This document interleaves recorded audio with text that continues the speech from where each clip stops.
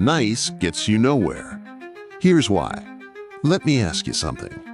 When was the last time being nice actually protected you?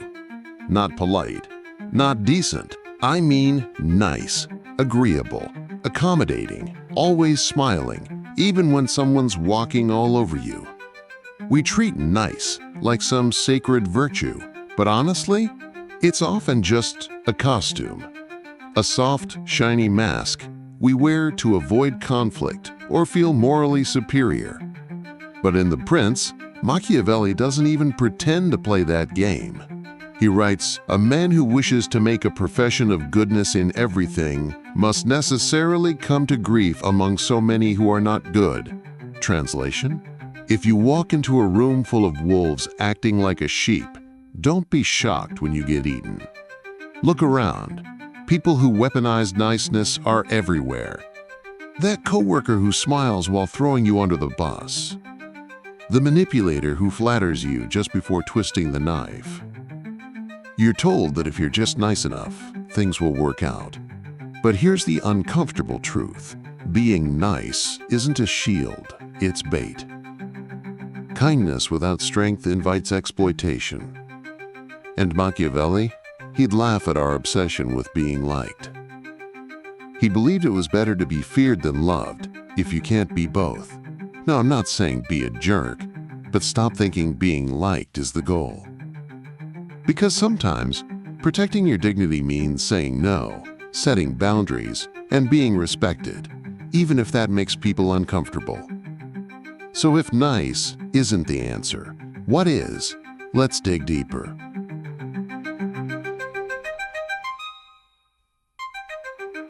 The world rewards strategy, not sincerity. You've probably been told your whole life that honesty is the best policy. That if you're sincere, vulnerable, and true to yourself, people will respect you. But let's be real, how's that working out? Think about it. In job interviews, do people really get hired for being honest about their weaknesses? Or do they get ahead because they know how to play the game? Society preaches sincerity, but it rewards strategy every single time. In The Prince, Machiavelli puts it bluntly. It is not necessary for a prince to have all the good qualities, but it is necessary to appear to have them. In other words, it's better to look virtuous than to actually be virtuous. That's not cynicism, that's survival. Look at politics. The most successful leaders aren't the most honest. They're the ones who understand timing, image, and power dynamics. Same goes for business. You think CEOs get to the top by oversharing their doubts and insecurities? No. They learn how to curate their presence, to read the room, to show strength when it counts. And yeah, that can feel fake. But here's the twist. Being strategic isn't the opposite of being real. It's knowing when and how much of yourself to reveal. Vulnerability without control is just exposure. But vulnerability with strategy? That's influence. So if you're out here trying to win in life by playing fair while everyone else is playing smart, you're not losing because you're not good enough. You're losing because you're not strategic enough. So, how do you get smarter about it without selling your soul? Let's talk about that next.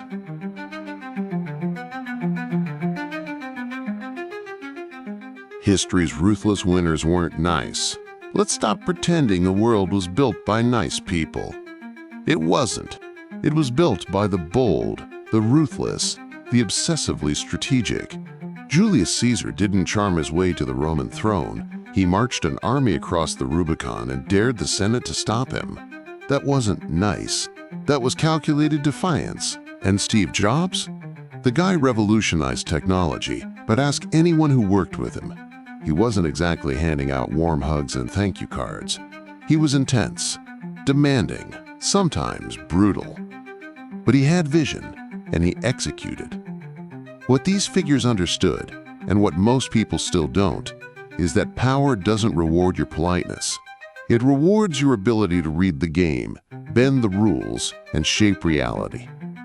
Niceness is a mask, a costume leaders wear when it suits them. Machiavelli knew this centuries ago. He wrote, "A prince must learn how not to be good, and to use this knowledge or not use it according to necessity." That's not evil, it's pragmatic. Morality, especially in public life, is often theater, a performance for the crowd.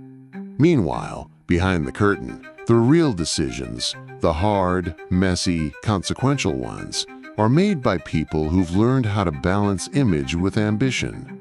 Now, does that mean you have to be cold and cutthroat to succeed? Not necessarily. But if you think being nice is enough to make history, you're missing the plot. The real players know when to drop the smile and make the move. So the question is, do you want to look good or do you want to win? Stick with me, because next we're pulling back the curtain on how manipulation really works and why it's not always a dirty word.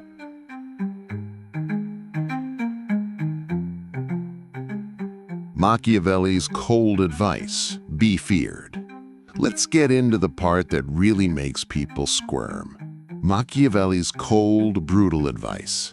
It's better to be feared than loved. Yeah, I know, that sounds harsh, but let's unpack it, because it's not about being a villain, it's about understanding human nature.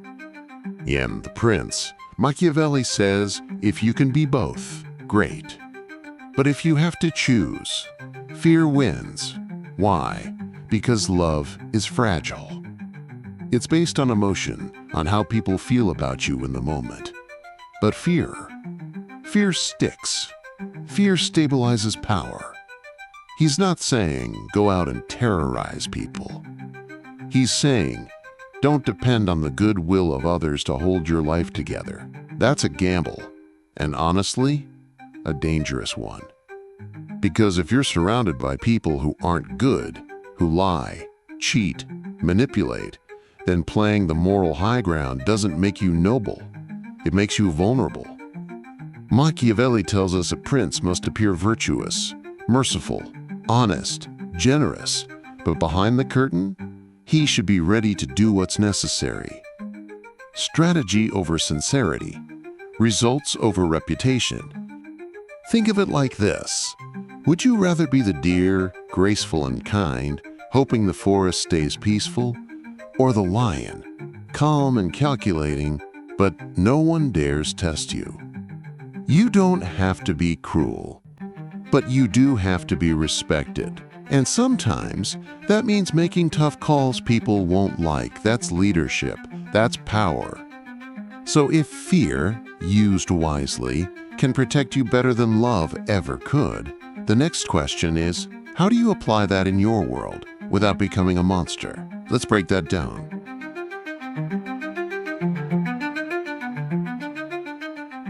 Your niceness is a liability. Let's cut the fluff. If you keep getting overlooked, used, or walked on, maybe it's not bad luck. Maybe it's you, or more specifically, your niceness. You're always the one picking up the slack, saying yes when you want to say no, staying quiet to keep the peace. Sound familiar? You think you're being kind, but what you're really doing is teaching people how to ignore you. Because here's the uncomfortable truth. People don't respect doormats. They wipe their feet on them. Niceness without boundaries isn't virtue. It's self-sabotage. It's you telling the world, hey, I'll take whatever you give me. And trust me, the world will take you up on that offer. Over and over. This doesn't mean you have to become some ruthless shark, but if you want to be respected, you have to act like someone who deserves respect. Set limits. Speak up. Show people where the line is. And hold it. Being agreeable might win you short-term approval, sure, but it also makes you forgettable, replaceable, the kind of person who's nice to have around, but never the one getting promoted, leading the room, or setting the tone. So ask yourself, do you want to be liked or do you want to matter? Because often, those two things are not the same. And that brings us to a darker truth, one most people never see coming.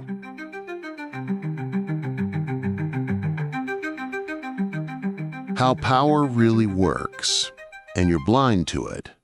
Most people have no idea how power really works. They think it's about hard work, talent, or being a good person. It's not. Power is about perception, leverage, control, and most of it happens behind the scenes. In companies, governments, even friendships, what looks fair is often just a cover for a carefully constructed advantage. Ever heard of Robert Cialdini? He studied how influence really works, and it's not about truth or morality. It's about persuasion, framing, timing. People are manipulated every day by things like scarcity, authority signals, social proof. That job offer you rushed to accept because it was expiring? That's strategy. That friend who always gets their way without ever raising their voice? Strategy. They know how to nudge, guilt, flatter, all without you noticing. And here's where it gets darker. Psychologists call it the dark triad: narcissism, Machiavellianism, psychopathy. Sound extreme? Maybe.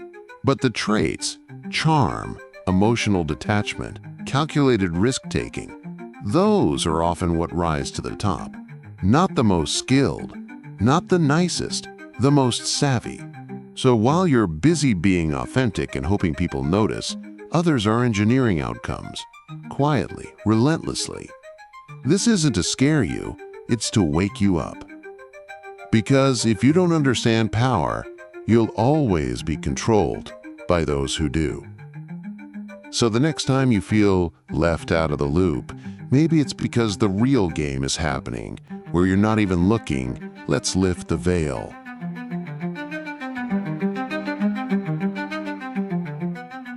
Appear soft. Think like a wolf. Here's the paradox no one teaches you. If you look dangerous, people try to take you down. But if you seem harmless, they let their guard down. That's your opening. That's your edge. Machiavelli would love this tactic because it's straight from his playbook. In The Prince, he praises the fox for its cunning and the lion for its strength. But the real trick? Look like a lamb. Think like a predator. That doesn't mean be fake. It means be strategic. You don't need to bark or bare your teeth to be powerful. In fact, the most dangerous people in the room are usually the quietest ones. Calm voice. Steady eye contact. No need to dominate. Just observe. Collect data. Clock everyone's motives. And when the time comes, you make your move fast and clean. Reputation is your armor. Protect it. Build a persona that's warm, steady, reasonable, the kind of person no one sees coming. And while they're underestimating you, you're already 5 steps ahead. One key Machiavellian tactic: controlled unpredictability. Don't be too easy to read. Don't react the same way every time. Keep people guessing just enough that they can't game you. When others feel uncertain about your next move, they tread lightly. This is how you stop being a pawn and start becoming a player. You don't have to roar. Just make sure when you strike, it counts. So, how do you train yourself to think this way without losing your soul? That's what we're unpacking next.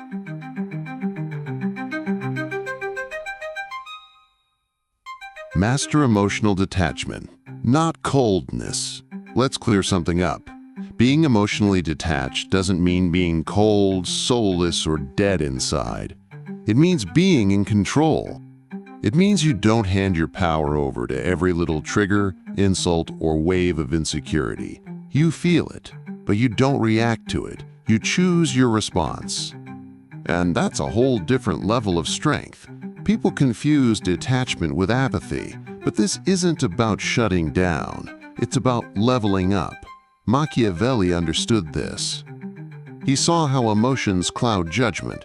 In The Prince, he makes it clear. Leaders can't afford to be ruled by impulse.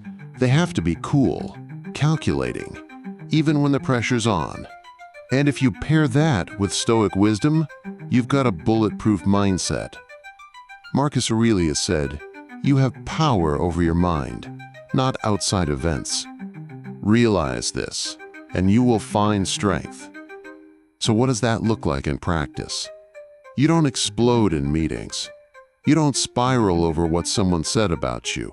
You pause, you breathe, you read the room, and then, when the timing's right, you act with precision. No flailing, no drama, just clean, effective moves. This isn't about killing your heart. It's about putting it in the passenger seat while you drive. Because if your emotions are constantly steering the wheel, someone else is always going to crash you into their agenda. So ask yourself, do you want to feel powerful or do you want to be powerful? Up next, I'll show you how to weaponize that clarity and use it to actually win in real life.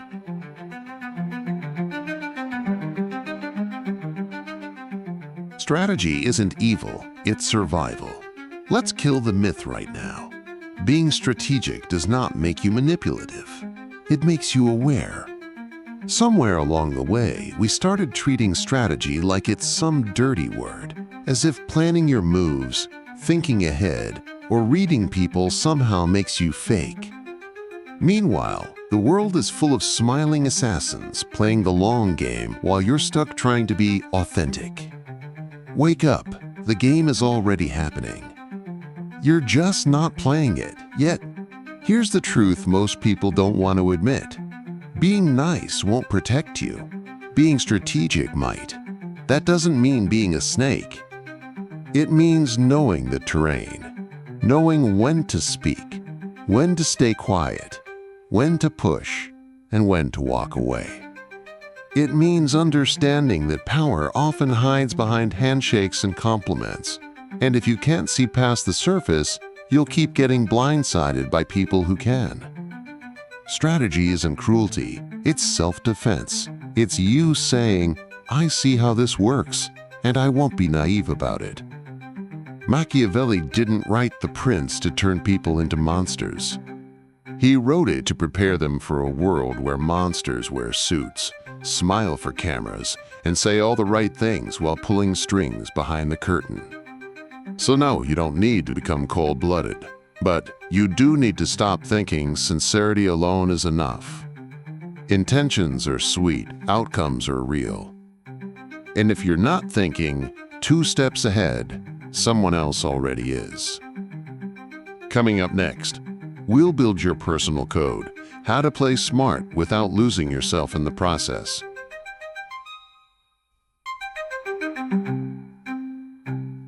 It's time to stop being used. If you've made it this far, then maybe you're finally ready to hear it.